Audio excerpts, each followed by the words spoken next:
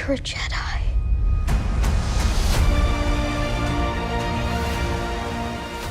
Greetings and salutations, guys. Eric here with my review of Star Wars Skeleton Crew. I am going to get into spoilers for the first two episodes, but I will warn you when I do that. First, I'm going to briefly give my overall thoughts on what I've seen of this show, which is the first three episodes, and then I'll get into the spoiler zone. But yeah, you'll be forewarned, and if you haven't seen the first two episodes yet, they're now on Disney Plus. Go watch them, and then you can come back here. But this part's safe right now, which is to say, I want to say I really like this show. It's been a weird time for Star Wars. I know, lots of ups and downs. There's been some definite highs. Andor being so great. Mandalorian, being a big high, mostly even. Yeah, I didn't think the third season was that good or as strong, but overall, I really liked that show. But then there's been some trouble spots, and The Acolyte was, pretty divisive series. I overall thought The Acolyte was disappointing. I liked a lot of the ideas in it, but I didn't think it pulled them off that well. There were just a lot of places where it just didn't come together. I thought the storytelling was very choppy. But Skeleton Crew, based on what I've seen so far, is very promising.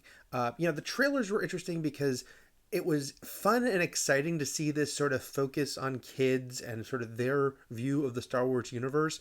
I will say, the fact that they were basing the look of it so much on kind of America suburbia, it was a little weird. I don't think it is, breaks the universe weird.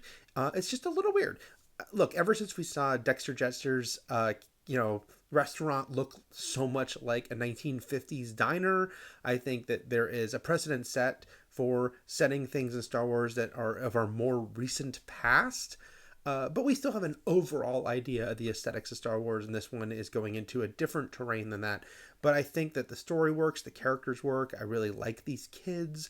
I like the energy of them together. Clearly, the log line for this series is it's the Goonies meet Star Wars, and I think it works on those terms.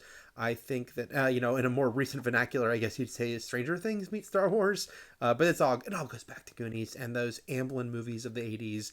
And I think kind of merging those sensibilities, Star Wars was running alongside those, right? Or at least kind of ending the original trilogy right as those movies were really taking off. And it just makes sense to basically have the kind of kids who would be into Star Wars as the focus of Star Wars. And that is part of the narrative of it, that these are kids that think about, what it'd be like to be off in space, what it'd be like to be running around as Jedi, and then they get their chance to have this big space adventure. And I think that John Watts with the first episode, he did so well with the Spider-Man movies, the recent trilogy. And I really like, what he does here as far as that youthful energy and, feeling like everything kind of clicks together, that this is an adventure. This is a fun adventure for these kids with a hint of danger. The stakes seem real. They mix in a lot of pirate imagery, which makes sense in Star Wars, but also makes sense for something that is going to be pulling from the Goonies a lot. It really it was all working for me. I am very excited to see where this goes based on the first three episodes I've seen. Now I want to discuss the first two episodes a little more in depth. So here is your one last spoiler warning for everything progressing for those first two episodes. All right. 3, 2, 1, go. One thing I really liked here was that they kind of give a story reason for why this planet feels so different. Not that they had to. Again, this is a huge galaxy with all these different planets. Why not have one that looks like suburbia to us? But for those who have a little strange disconnect with that, this is sort of narratively driven.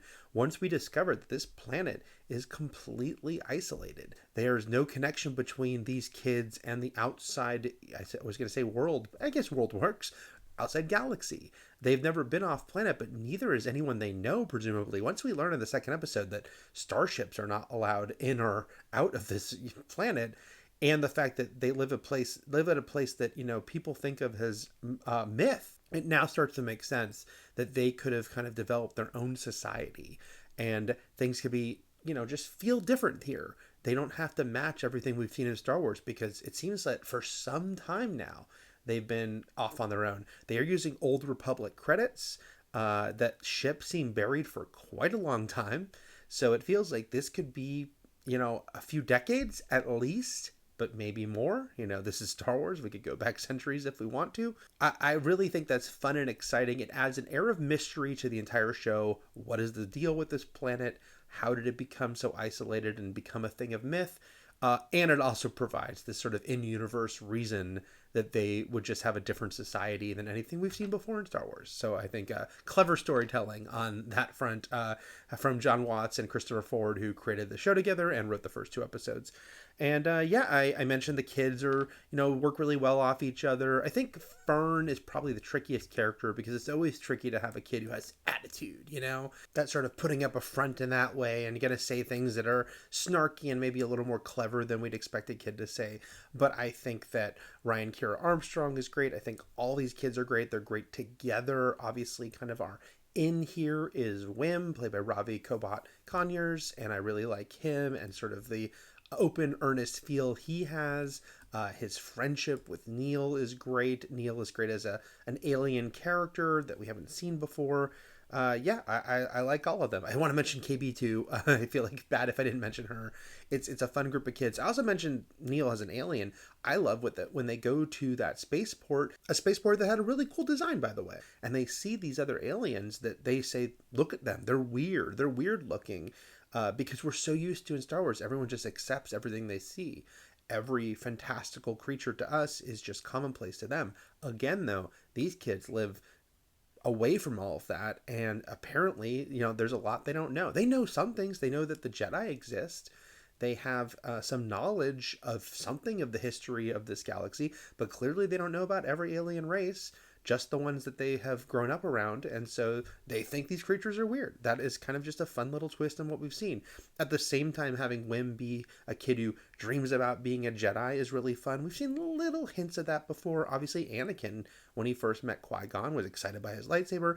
The Last Jedi had that kid at the end, kind of, play acting, broom boy, play acting until he wasn't, as far as, being a Jedi out in the galaxy is concerned. But you'd expect that has to be a hell of a lot of kids, right? How could you not?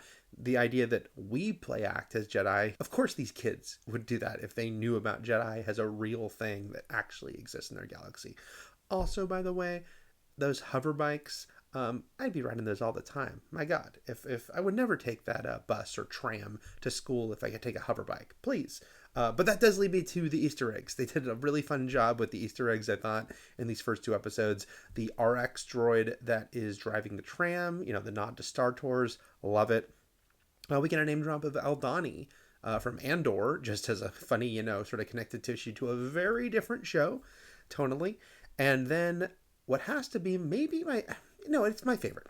My favorite Star Wars holiday special reference yet. It's been happening more and more in recent years, right? That we're getting these references and things from that infamous special becoming canon in a funny way. But that freaking circus that those little alien kids are watching, the circus scene from the holiday special, it's the same footage, it's the same music, except that they've now made it into a hologram, a better looking hologram than the one in the holiday special that these kids are watching. That is very hysterical. Everything they've made canon previous to now has been kind of, or made big references to, tends to be Chewbacca or Boba Fett oriented, which makes sense because they're just big characters. But that circus is something I never thought would be canon, and here it is. This show exists very much on its own so far. It's the same time period we know as The Mandalorian, but it's not dealing with any of those characters in a prominent way. But there's all these little touches here to connect it to larger Star Wars that I thought were very well done without taking over, without feeling like it's just a reference fest. Yes, the entire show has this sort of Goonies, Amblin background, so I guess you can say it's all a reference to something else outside of Star Wars, but it feels like it's telling its own story inside the Star Wars galaxy, that it's not going to just be like, hey, remember this, but when they do it, it's pretty cool. Like, the ones they did here I thought were great because they came from all different corners. It wasn't people mentioning, Luke Skywalker or specific events we know, really. It's just kind of, putting this little tapestry in of things that were both, from Disney parks and the holiday special, and then just Andor. That's a fun mix because Star Wars has a lot to pull from, and I think that this show did a really good job of that so far. And then Jude Law, we just get him at the end. The reality of whether he has the Force or not is interesting. I mean, he says they presume he's a Jedi, but he does seem to have the Force. And I hope he does really have it, because we already saw a character in Obi-Wan Kenobi, the series, who was completely fake, who couldn't really control anything, didn't have any Force powers, and faked it. So I think it'd be pretty redundant if this was just another person faking all that. I hope that it'll turn out that he does have Force abilities, even if he is not actually a Jedi. That remains to be seen.